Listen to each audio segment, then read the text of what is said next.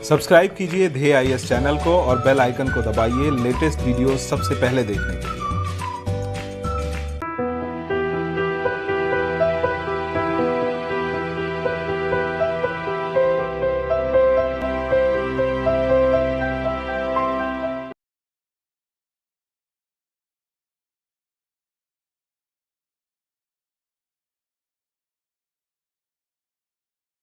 नमस्कार, मैं सुनील वर्मा ध्येय आईएएस टीम की ओर से आपका स्वागत करता हूं ध्येय टीवी पर। हम बात करेंगे डेली करंट अफेयर्स के अपने एक खास प्रोग्राम जिसमें खबरों का एनालिसिस हम प्रारंभिक परीक्षा के पॉइंट ऑफ व्यू से करते हैं। आइए आज की महत्वपूर्ण खबरों को हम देखते हैं। सबसे पहले हम बात करेंगे ई सांता इलेक्ट्रॉनिक प्लेटफॉर्म के विषय में। दरअसल ये एक नया इलेक्ट्रॉनिक प्लेटफॉर्म है जो ये सुविधा प्रदान करता है कि जो जल कृषक हैं, अर्थात जो मछली पालने का कार्य करते हैं, जो जल कृषि का कार्य करते हैं, इन लोगों को जोड़ा जाए जल कृषि के उत्पादों की डिमांड करने वाले उपभोक्ता से। उदाहरण स्वरूप मान लेते हैं मैं मछली पालन का व्यवसाय करता हूं, मुझे अपने उत्पादों को बेचने के लिए अभी कहीं मंडी जाना पड़ता है, किसी बिचौलिए का सहारा लेना होता है। अब मैं क्या करूंगा, इस इलेक्ट्रॉनिक प्लेटफॉर्म पर अपने उत्पादों की जानकारी दूंगा और यह जो इलेक्ट्रॉनिक प्लेटफॉर्म है यह आपके लिए भी खुला रहेगा। अगर आपको यह उत्पाद चाहिए तो आकर आप वहां पर मुझसे खरीद सकते हैं। इसी प्रकार की व्यवस्था को मेंटेन करने के लिए ई सांता एक इलेक्ट्रॉनिक प्लेटफॉर्म बनाया गया है और इसको प्रारंभ किसके द्वारा किया जा रहा है? इसको प्रारंभ किया जा रहा है वाणिज्य एवं उद्योग मंत्रालय। और यह जो वाणिज्य और उद्योग मंत्रालय है किसके माध्यम से इस चीज को आगे बढ़ा रहा है? इसको बढ़ा रहा है समुद्री उत्पाद निर्यात विकास प्राधिकरण की एक शाखा के द्वारा। और यह जो जिसको हम समुद्री उत्पाद निर्यात विकास प्राधिकरण के नाम से जानते हैं, इसी की एक शाखा है जिसका नाम है नाक्सा, अर्थात national centre for sustainable aquaculture. Sustainable aquaculture का मतलब ऐसे एक्वाकल्चर से है जिसमें उत्पादों की अभी तो उपलब्धता सुनिश्चित ही रहे, भविष्य में भी रहे और उसका विकास हो सके। इसी विकास को आगे बढ़ाने के लिए क्या किया गया है? एक electronic solution for augmenting NaCSA farmers trade in aquaculture को बढ़ावा दिया गया है और इसी का शॉर्ट में हम नाम दिया गया है सरकार के द्वारा ई सांता। तो ये ई सांता क्या करेगा? यह जल कृषकों और खरीदारों को जोड़ने वाला प्लेटफॉर्म है और यह क्या करेगा? एक तरह से मार्केट प्रदान करेगा, इलेक्ट्रॉनिक मार्केट प्लेस प्रदान करेगा लोगों को और इसके माध्यम से उत्पादक उपभोक्ता से सीधे संपर्क कर पाएगा और उत्पादक को भी उचित मूल्य मिल पाएगा और उपभोक्ता को भी उचित माल पर जल्दी सामान मिल पाएगा, समय पर आपूर्ति सुनिश्चित हो सकेगी। इससे जल कृषकों की आय में वृद्धि होगी, उनके जीवन शैली में सुधार होगा, आत्मनिर्भरता प्राप्त होगी और उत्पाद की जो गुणवत्ता है वो भी बढ़ेगी। और अभी जो मौखिक व्यापार होता है उसकी जगह पर औपचारिक और कानूनी रूप से बाध्य क्या होगा? व्यापार हो सकेगा इस प्लेटफॉर्म के माध्यम से। तो जलीय जो किसान होते हैं, जैसे मछुआरे होते हैं, इनका जोखिम क्या होता है कि उत्पाद सही समय पर नहीं बिका तो खराब हो जाता है, वो जोखिम कम होगा और जो व्यापार करने की प्रक्रिया है वो आसान होगी और इनका जो उत्पाद है बाजार में पहुंच पाएगा और यह अपने उत्पाद की ब्रांडिंग भी कर पाएंगे। इससे इनकी आय में वृद्धि होगी, बिचौलियों की समाप्ति होगी और जो किसानों का भविष्य है वह क्या है? सुनिश्चित हो पाएगा, बेहतर हो पाएगा और यह किसानों को तैयार करेगा कि आने वाली जनरेशन जो हर चीज को ऑनलाइन रूप में खरीदना चाहती है उसके लिए भी किसानों को तैयार करेगा। इससे क्या होगा?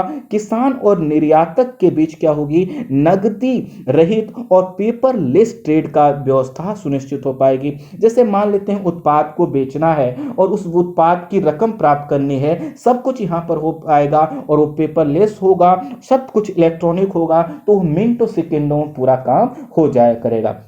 इससे किसानों को अपने उत्पादों को निर्यात के रूप में बाहर भेजने का भी अवसर होगा और साथ ही साथ यह जो है कि सभी स्थानीय जो भाषाएं हैं उसमें उपलब्ध होने के कारण सभी के लिए आसान और सहज होगा। तो आप समझ पाए होंगे ई सांता क्या है? एक तरह से एक्वाकल्चर को प्रमोट करने का एक माध्यम है। अगर आप कोस्टल एरिया अर्थात तटीय राज्यों को देखें तो आपको पता चलेगा यहाँ की बहुत बड़ी आबादी क्या है? एक्वाकल्चर पर डिपेंडेंट है। ठीक इसी तरह से इनर जो क्षेत्र होते हैं, स्थलीय जो क्षेत्र होते हैं, वहाँ पर भी खेतों में जो है कि बांध बनाकर कई तरह के एक्वा कल्चर का कृषि प्रारंभ किया जा रहा है। तो इनको भी क्या होगा, फायदा होगा। और जो एक्वा कल्चर है क्या माना जाता है, ये एक ऐसा उत्पाद है जो रिच प्रोटीन है, रिच न्यूट्रिशंस है, तो इससे क्या होगा, पोषण की उपलब्धता भी सुनिश्चित हो पाएगी। अब हम बात करते हैं अपने दूसरे टॉपिक लिटिल गुरु के विषय में। नाम क्या है, लिटिल गुरु, छोटा गुरु है क्या ये? विद्यार्थियों, धार्मिक विद्वानों, इतिहासकारों और अन्य लोगों को संस्कृत सिखाने का एक ऐप है और इसी को नाम दिया गया है लिटिल गुरु। इस ऐप के माध्यम से गेमिंग, इसमें कई तरह के जो है कि ऑप्शन होते हैं। गेमिंग के माध्यम से आप जो है कि संस्कृत सीख सकते हैं। इसमें कई तरह के रिवार्ड्स के ऑप्शन होते हैं। कई तरह से इसको बहुत ज़्यादा इंटरेक्टिव बनाया गया है, रोचक बनाया गया है और आप खेल खेल में क्या होते हैं, संस्कृत सीख जाते हैं। और इससे क्या होगा, जो संस्कृत सीखने वाले लोग हैं उनकी जो प्रक्रिया है आसान होगी, सहज होगी, सरल होगी और लोगों को हिंदू, बौद्ध, जैन धर्म के जो ऐतिहासिक धार्मिक ग्रंथ हैं उनको समझना आसान होगा। और ये जो ऐप है ये संवादात्मक है, अर्थात इसमें वॉइस वगैरह की भी व्यवस्था है। तो इससे जो प्रोनाउंसिएशन से लेकर हर चीज़ों में सुधार होगा और इससे घर, स्कूल और विश्वविद्यालय स्तर पर क्या होगा, संस्कृत को बढ़ावा दिया जा सकेगा। इसको लॉन्च किया गया है Indian council for cultural relationship के द्वारा, अर्थात ICCR के द्वारा। और अभी 12 अप्रैल 2021 को बांग्लादेश में भी इसको लॉन्च किया गया है। आपको पता है कि संस्कृत की जो भाषा की उत्पत्ति हुई थी लगभग 3500 ईसा पूर्व हुई थी। तो इससे क्या होगा कि संस्कृत का जो दायरा है बढ़ेगा और भारत भाषाओं, आपको पता है कि जो संस्कृत है उसको भारतीय भाषाओं की जननी के रूप में जाना जाता है। तो हम उन चीज़ों को समझ पाएंगे जो अभी थोड़ा सा हमारे लिए अनसुलझी हैं या फिर जिन बहुत सी चीज़ों को हम इग्नोर कर देते हैं भाषागत बाध्यता के कारण, हम उनको अब लेकर थोड़ा सहज हो पाएंगे। अब थोड़ा सा बात कर लेते हैं इसको लॉन्च किए गए, जिसने लॉन्च किया है अर्थात Indian council for cultural relationship अर्थात ICCR के विषय में। यह भारत सरकार का एक स्वतंत्र संगठन है। स्थापना हुई थी 9 अप्रैल 1950 को। उसका जो मुख्यालय है नई दिल्ली में है, लेकिन जो इसके क्षेत्रीय कार्यालय हैं काफ़ी महत्वपूर्ण है। क्षेत्रीय कार्यालय इंडिया में भी हैं और बाहर भी हैं। तो क्षेत्रीय कार्यालय बेंगलुरु में है, कलकत्ता में है, चंडीगढ़ में है, चेन्नई में है, जो है कि जकार्ता में है, मॉस्को में है, बर्लिन में है, कैरो में है, लंदन में है, कैरो को कायरो भी आप बोलते हैं, ताशकंद में है, अल्माटी में है, जोहान्सबर्ग में है, डरबन में है, पोर्ट ऑफ स्पेन और कोलंबो में है। इसका जो ICCR का उद्देश्य है वह है भारत का अन्य देशों से सांस्कृतिक पारंपरिक संबंध को मजबूत और मधुर करना। स्वाभाविक है, इसी के तहत संस्कृत को बढ़ाने, उसको प्रसारित करने और संस्कृत के माध्यम से लोगों को भारत की परंपरागत चीज़ों से जोड़ने का प्रयास किया जा रहा है। और इसका उद्देश्य है उपरोक्त नीतियों और कार्यक्रमों के लिए क्या करना, रूपरेखा बनाना। और इसी के तहत लिटिल गुरु के नाम से एक ऐप जो है कि लॉन्च किया गया है। अब हम बात करेंगे हाइड्रोजन अर्थव्यवस्था नई दिल्ली संवाद 2021 के विषय में। तो हाइड्रोजन अर्थव्यवस्था पर नई दिल्ली में एक संवाद का आयोजन किया जा रहा है। आयोजन हो रहा है 15 अप्रैल 2021 को।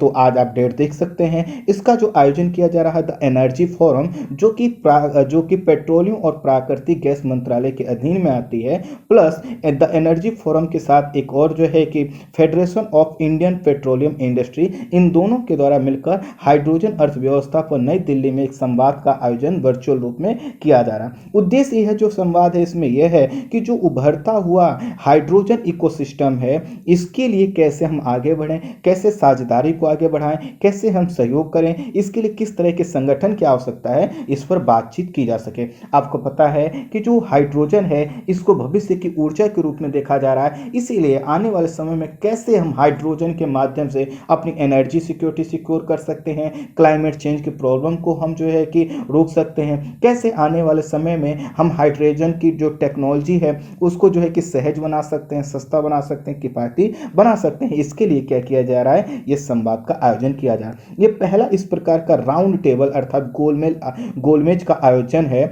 और इसमें मंत्री स्तरीय सत्रों का आयोजन होगा। इसमें नीति निर्माता, विशेषज्ञ और उद्योग जगत के लोग भागीदारी अपनी सुनिश्चित करेंगे। इसमें यह भी प्रयास किया जाएगा कि जो हाइड्रोजन की मांग और आपूर्ति है उसकी मैपिंग की जाए, उसके लिए रोड मैप बनाया जाए। इस गोलमेज सम्मेलन का जो नेतृत्व करेंगे, चूंकि इसमें कोई बड़ा और छोटा नहीं होता गोलमेज में, इसलिए नेतृत्वकर्ता शब्द ये याद आता है, न कि अध्यक्ष के रूप में। तो इसके जो नेतृत्वकर्ता होंगे वो होंगे पेट्रोलियम और प्राकृतिक गैस तथा इस्पात मंत्री। अब हम बात करेंगे क्वाड के विषय में। तो क्वाड आपको पता है भारत, जापान, ऑस्ट्रेलिया, अमेरिका का एक ग्रुप है, और यह जो ग्रुप है ये क्या कर रहा है, इंडो पैसिफिक क्षेत्र में अपनी जो है कि पकड़ को मजबूत करना चाहता है। अभी आपको पता है कि रायसीना डायलॉग का आयोजन चल रहा है, इसी बीच में जो कि क्वाड की भूमिका को लेकर बातचीत की जा रही है।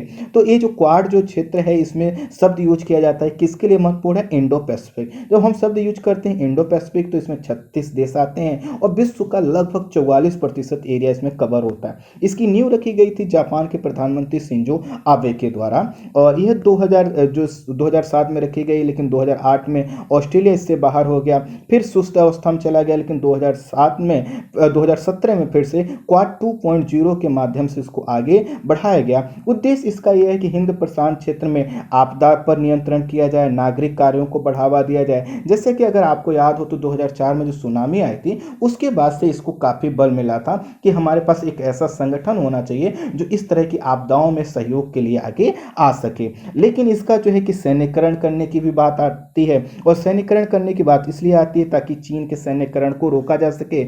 आपको पता है इंडो पैसिफिक क्षेत्र में सबसे ज्यादा किसी से खतरा है तो चाइना से है, और इसी के चाइना ने क्या किया है कि स्ट्रिंग ऑफ पर्ल्स की नीति के तहत भारत को चारों तरफ से घेर लिया है, हर जगह उसकी उपस्थिति है। तो कहा जाता है कि यह जो पूरा क्वाड का पूरा फ्रेम है वह किसके अगेंस्ट में है, चाइना की जो है कि स्ट्रिंग ऑफ पर्ल्स की नीति के। लेकिन भारत इसका कहता है कि नहीं, हमारा उद्देश्य सिर्फ और सिर्फ क्या है, इंडो पैसिफिक क्षेत्र में शांति स्थापित करना, जो है कि हमारे जो कानून है, जो नियम है अंतर्राष्ट्रीय, उनके पालन को सुनिश्चित करवाना, व्यापार को सुरक्षित रखना, किसी भी तरह का तनाव क्रिएट ना होने देना। और ये जो क्वाड है इसको बोला जाता है एशियाई नाटो के नाम से जाना जाता है, एशिया का डेमोक्रेटिक सिक्योरिटी डायमंड के रूप में भी जाना जाता है। रूस इसके अगेंस्ट में रहता है, क्योंकि रूस को लगता है कि चाइना को कंट्रोल करने के नाम पर उसको भी कंट्रोल किया जा रहा है। तो क्वाड की जो भूमिका है पिछले साल आपने देखा था काफी महत्वपूर्ण हो गई थी, और उसके बाद से जो है कि थोड़ा सा शिथिल पड़ा। आपको क्वाड के विषय में समझना हो तो इस पर मैंने काफ़ी डिटेल में कई वीडियो में बात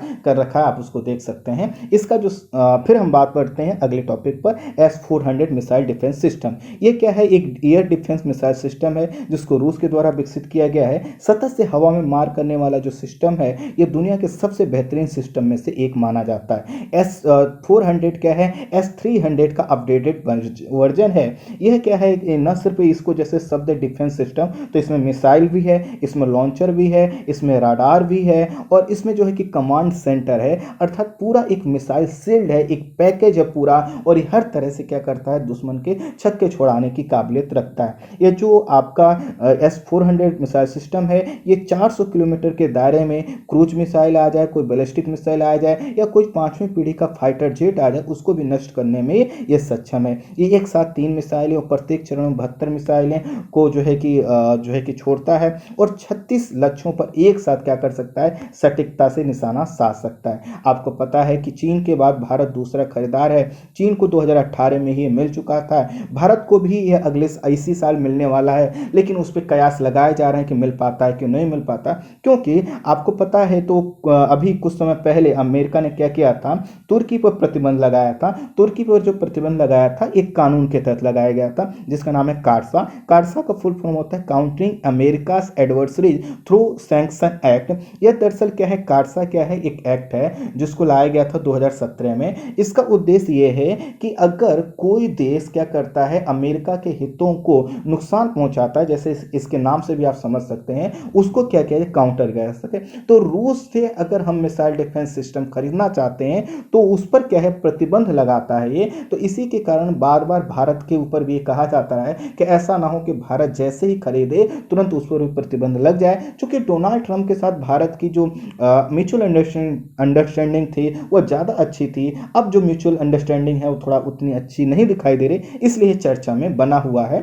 तो ये था आपका जो है कि S-400। अब हम बात करेंगे मैरी योर रेपिस्ट के विषय में। तो हाल ही में क्या हुआ है संयुक्त राष्ट्र संघ की एक वार्षिक रिपोर्ट के मुताबिक यह सूचना सामने आई है कि पूरी दुनिया में 20 देश अभी ऐसे हैं जहां यदि बलात्कारी पीड़ित महिला से क्या कर ले, शादी कर ले, अर्थात वह व्यक्ति जिसने किसी महिला से जो है कि बलात्कार किया है, अगर वह उससे शादी कर ले तो उस पर कोई आपराधिक कार्रवाई नहीं होगी। और इन देशों में रूस, थाईलैंड और वेनेजुएला जैसे देश भी आते हैं। तो कहा गया है कि यह जो है ये जो प्रावधान है, कौन सा, आपका मेरी योर रेपिस्ट, यह जो है कि गलत है, इसको समाप्त किया जाना चाहिए। इसके पीछे यह कहा जाता है कि आखिर यह जो एक तो जो पीड़िता है उसने जो है कि दुख झेला है, दर्द झेला है, फिर आप कह रहे हो कि आप अगर वो व्यक्ति जिसने रेप किया है, बलात्कार किया है, उससे शादी कर ले तो क्या वो जीवन भर खुश रह पाएगी? तो यह कहा गया है कि इस तरह के जो कानून हैं इनको हटाना चाहिए, इनको बदलना चाहिए,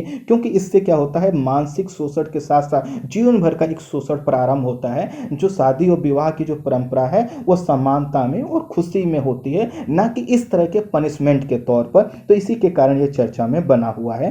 तो इसमें कहा गया है कि ये जो महिलाओं के खिलाफ लैंगिक विभेद है अभी हर जगह बना हुआ है, इसके रूप अलग अलग हैं और उसी में इस प्रकार के जो है कानून है, इन कानूनों को हटाने की आवश्यकता है। मैं पूरा नहीं पढ़ रहा हूँ, इसकी थीम को मैंने समझा दिया है और चूंकि अब आपको PDF मिलने लगी है तो आप उसमें से पढ़ लीजिएगा। इस वीडियो में इतना ही। Thank you so much.